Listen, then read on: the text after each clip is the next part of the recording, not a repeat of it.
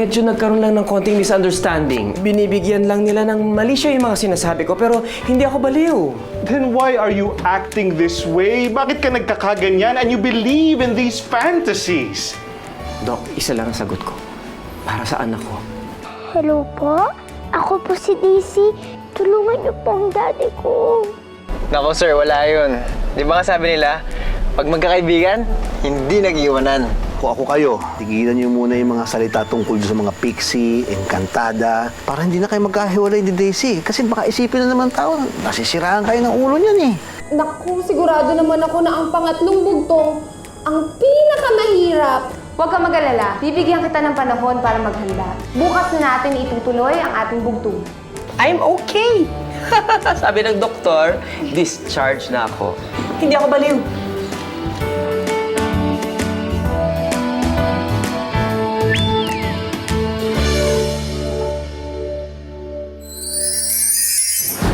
This is ridiculous, Marco. How can our sales figures drop by over 2% in just a matter of days? Huwag na kayong magtaka, Sir Juancho. Resulta ito na nangyari sa Presscon. Malaking epekto talaga yung pagwawala ni Bong sa Presscon. Until now, the whole business community is talking about it. At dahil sa ginawa ni Bong, nasira ang image ng produkto natin sa ibang tao. Ang akala nila kapag uminom ka ng Astig Energy Drink, masisira ang ulo mo. I was just outside and I heard everything. Bong, I don't mean to put the blame on you, pero kung hindi rin lang naman sa ginawa mo, we won't be in this crisis right now. At dahil sa patuloy na pinag-uusapan ng ginawa mo, patuloy din na bumabagsak ang kumpanya natin, pati na rin ang produkto. So, kailangan lahat ng sisi ay sa akin. You know, I love this company like it's my second family. Kaya lahat ay gagawin ko para hindi tuluyang bumagsak ang ating sales. I promised her. Bong, we cannot allow this setback to continue. Konti na lang ay makakahabol na ang ating competition. We must take drastic measures. I think it would be best kung umalis ka na lang sa kumpanya.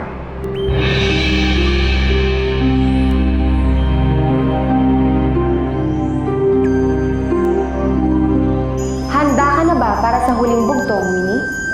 Opo. Sabihin niyo na po sa akin kung ano yun, Eugenie. Galingan mo. Para malaman mo na ang paraan para mabaliktad ang wish ng kaibigan mong tao. Ito na ang aking bugtong. Abot na abot ng tingin, ngunit hindi marating. Last na to.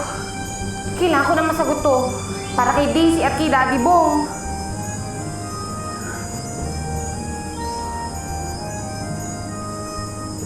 Nahanap mo na ba ang sagot mo, Winnie? Tinignan ko na po ang paligid, Eugenie. Pero hindi ko po mahanap ang sagot sa inyong bugtong. Bakit hindi mo makita? Hindi naman nakatago ang bagay na tinutukoy ng bugtong na ito. Dapat lamang sa tamang direksyon ka tumingin para makita mo ang iyong hinahanap.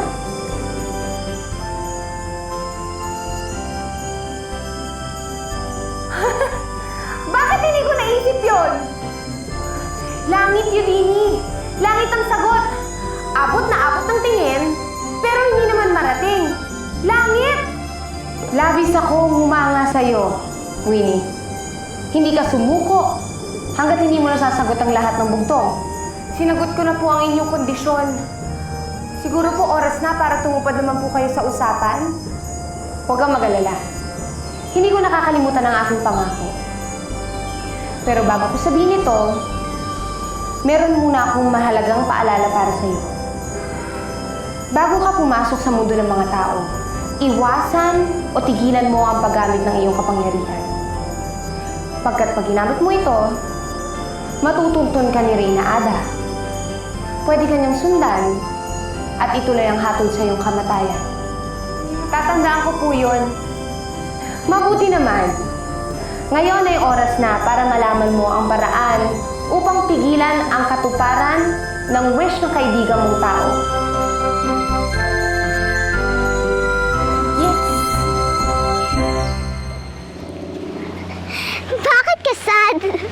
Siguro namimiss mo na yung imaginary friend mo, no? Totoo si Winnie. Hindi siya imaginary. Eh, bakit di na siya nagpapakita sa'yo? Siguro ayaw ka na niya maging kaibigan. Of course not. Busy lang siguro si Winnie doon sa Fairyland. Kaya hindi siya madalas makapunta dito.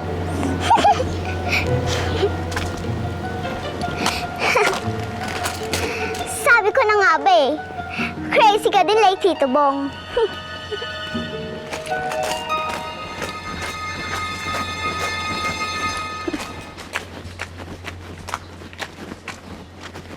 Mga kaibigang bulaklak, kapag nakita niyo si Winnie, pakisabi naman sa kanya na namimiss ko na siya. Oh. Daisy, Winnie, salamat nagpakita ka ulit! sorry matagal akong nawala. Pilalayas kasi ako sa kaharian namin eh. Tapos naghanap ako ng paraan para hindi matupad yung wish mo. Ganun ba? Sorry, Winnie. Dahil sa amin, napalayas ka tuloy sa inyo. Huwag na natin muna pag-usapan yon. Meron akong good news para sa'yo. Alam ko na ang solusyon para hindi maging babae ang daddy mo. Talaga?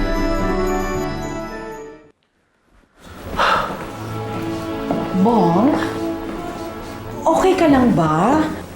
Huwag mo naman sanang damdamin ang suggestion ng Ninong Wancho mo. I'll be honest with you. After everything that I've done for this company, I'm hurt. I'm really hurt. Bong, masyado namang balat sibuyas ka. Hindi ka naman pinag-resign eh. Pinag-leave ka lang. Bong, intindihin mo na lang ang Ninong Wancho mo. Total, he only has the best interests of the company in mind. And total, ikaw na rin naman ang nagsabi, di ba, that you're willing to do anything and everything para pasiglahin ang sales ng Astig Energy Drink? Well then, this just might be the best opportunity for that. Okay, if I leave, sinong mamumuno ng kumpanya? Duh. Eh di kami. And then, ang ibig sabihin ni Marco is that kami na lang ang magse-step up while you're on leave. Kami na ang bahala sa kumpanya. Kaya, pumayag ka na mag-leave. Kami nang bahala ni Mama ang magnakaw sa kumpanya. Namamang agaw ng sales ng competitors natin back to our company. Tama. You know what? I think you're both right. Yes. Yes. Why not? I leave. You know what? And I will leave the company to the two of you. Oh, Kayo na bahala. Alright? okay. Do it. Go. And I'll go. Bye.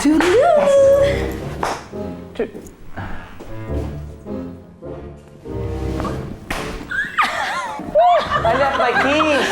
I left my keys. Oh, yes. There, your bag also. Okay. Bye. Bye, Bong. Ingat, Bong. Yes.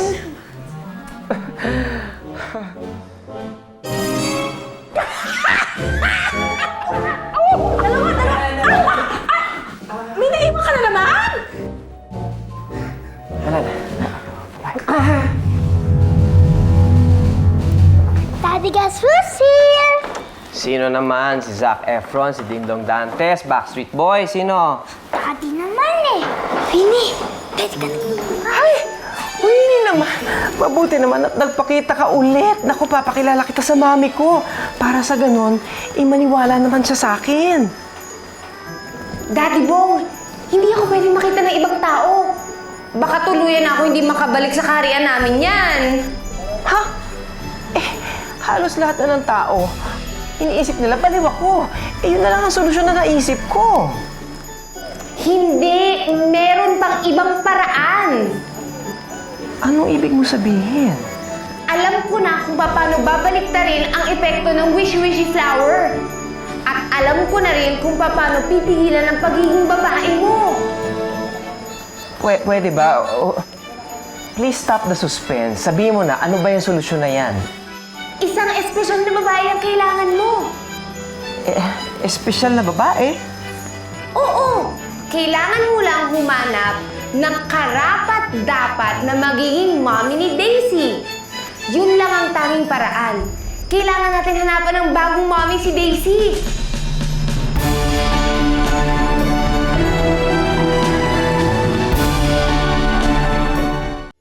Nag-wish ng mommy si Daisy, kaya dapat makahanap tayo ng perfect mommy para sa kanya. Pagkatapos po nun, babalik na kayo sa dati niyong anyo.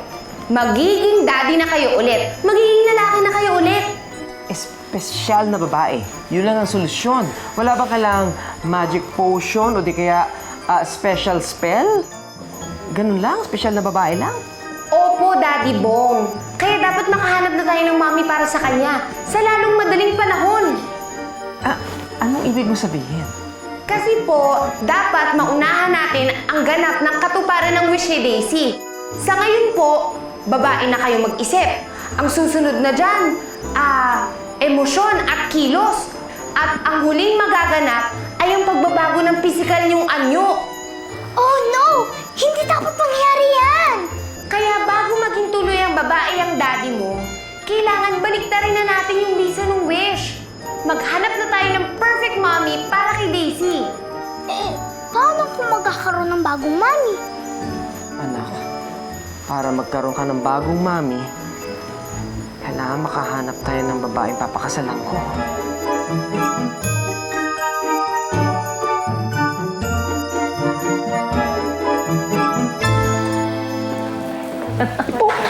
Oo, sobrang.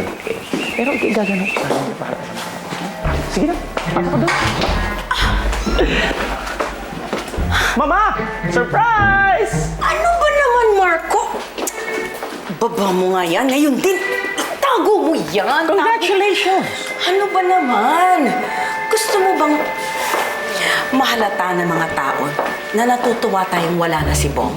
Ha? Mama, ayaw bang i-celebrate natin? Ha? Yung pangalako mo ng pwesto ni Bong, ayaw mo ba i-celebrate natin? Ha? Gusto mo bang malaman ng tao na meron tayong hidden agenda sa mga pangyayari, ha? Di ko naisip yun, ha? Oo nga naman. Kaya nga, kakapiranggot na nga lang yung utak mo. Hindi mo pa alam gamitin. Kailangan mag-ingat tayo para hindi mabuko na tayo ang may pakana ng paglabas ng video ni Bong at yung pagpamental sa kanya. Alam ko naman yun, Mama eh. Nagka-memory gap lang. Alam mo, kung hindi ka mag-ingat, ikaw ang sunod na ipamental ko eh. Sige na, tago mo na yan. O, Daddy Bong, bakit natahimik ka? Hindi ka ba natutuwa na alam na natin ang solusyon sa problema? Winnie, masaya naman ako actually. Kaya lang, parang ang hirap naman ng pinagagawa mo sa akin. Kailangan ba talagang babae ang hanapin? Hindi ba pwedeng iba naman? Wala ba iba solusyon? Yun lang po ang paraan para magkaroon ng mommy si Daisy. Ang espesyal na babaeng pakakasalan nyo, ang pipigil sa sumpa at magtutupad sa wish ni Daisy. Ganito kasi yun, Winnie. Naisip ko kasi, since ako naman ang damsel in distress, baka naman pwedeng ang hanapin natin ay Prince Charming. Kagaya ni CJ, di ba? Mas exciting, di ba? Daddy Bong, yung iniisip nyo ngayon, epekto lang yan ng unti-unti yung pagbabago. Tandaan nyo palagi kung ano kayo at kung ano ang gusto nyo. Sige na po, Daddy. Gawin niyo na po ito para bumalik ka na sa dati. Para magkaroon na po ako ng bagong mommy.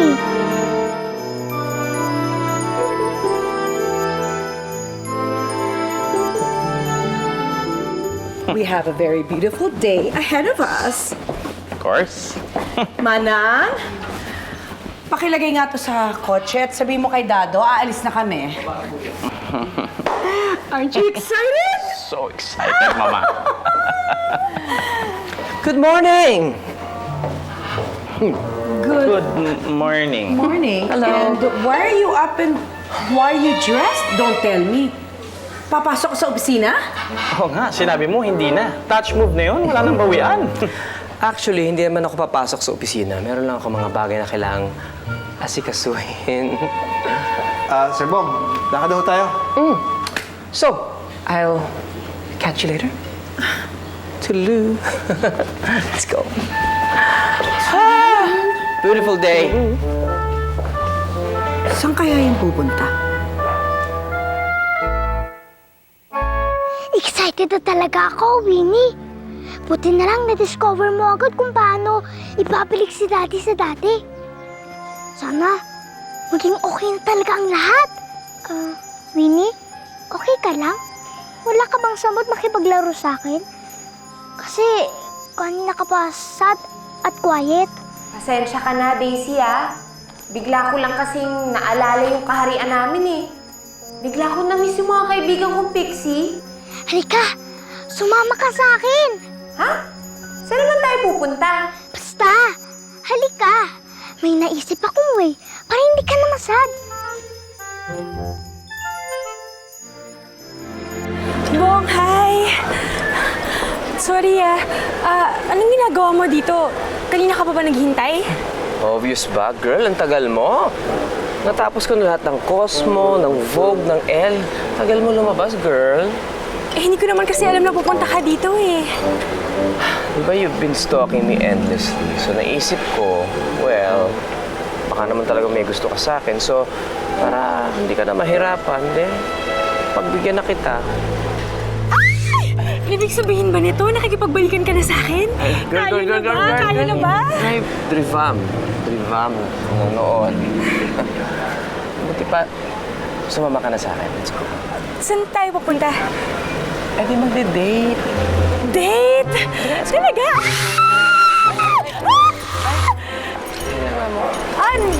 Nag-stretching lang. Hindi ka nakapag-exercise kanina eh. Date tayo. Sige, tara, dali. Let's go! Date! Yay! Girl, doon ka. Dito ako. Ikot ako? Oo. Let's go. Bayan? Akala ko ba ladies first? Hindi din ako tinulungan, Bayan?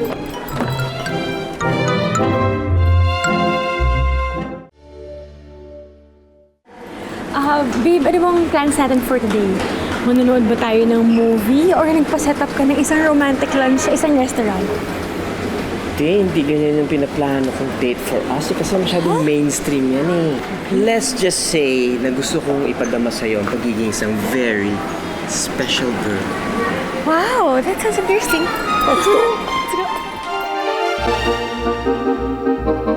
Daisy, bakit bumalik pa tayo dito sa kwarto mo? Tapos ka na bang maglaro sa garden? Mamaya na ako maglalaro. Papasayin mo na kita, Winnie, para hindi ka na masad. Talaga, Daisy? Natatandaan mo yung tinuruan mo ko magsayo para sa school play? Ngayon, ako naman ang magtuturo sa'yo kung paano mag-paint.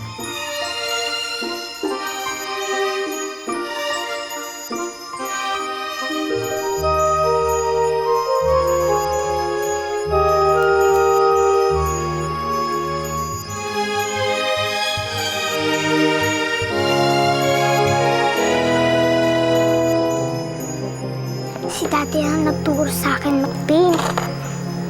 Pero, hindi pa ako ganun kagaling mag-paint eh. Pero, alam mo, Winnie, kapag tuwing nagpipaint ako, gumagaan ang pakiramdam ko. Napapasmile ako. Sige, mag-paint ka na ng flower.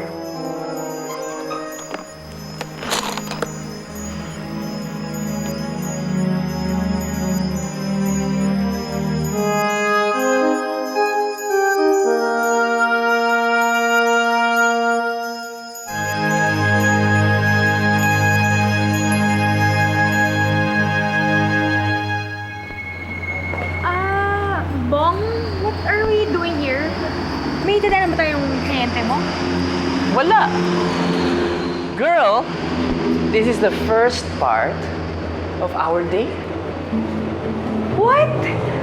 You're taking me on a salon on our first date? Yes. Seryoso ka ba? Hindi ba to joke? Ano ka ba? Girl, I promise you, after this, you're gonna feel like a very, very special girl. Promise ko sa'yo yan. Basta ang bonding natin ngayon, facial, tsaka makeover. Di ba ang brilliant na idea ko? Halika. Okay. Hi!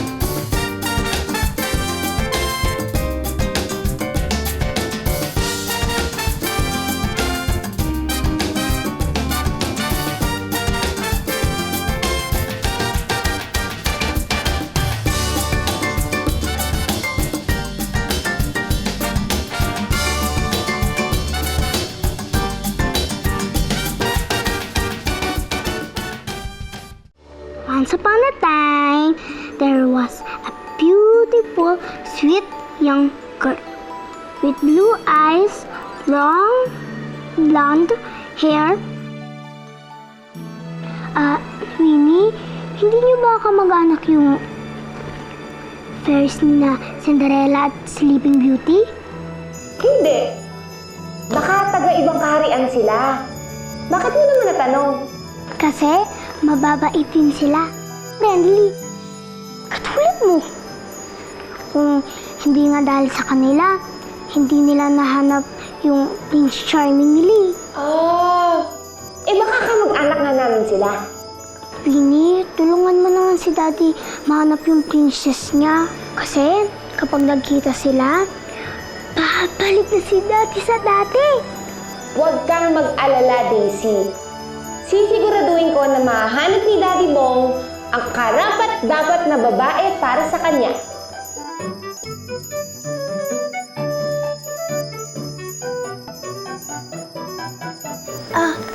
Winnie, okay lang na lumabas ka. Si Daddy lang naman yung dumating eh. Winnie, Daisy, meron ako magandang ibabalita sa inyo. Ano po yun, Daddy? Nahanap ko na magiging mami mo, si Tita Ivy.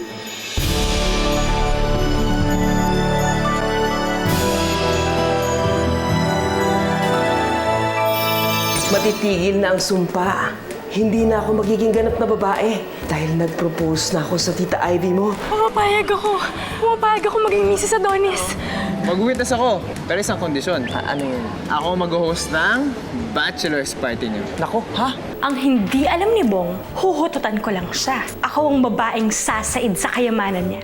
Sana tama ang pinili mong babae, Daddy Bong. Kasi kapag mali ang napangasawa mo, hindi magkakaroon ng karapat-dapat na mommy si Daisy. OMG! Multo ng asawa ni Bong, si Rosa, yun o!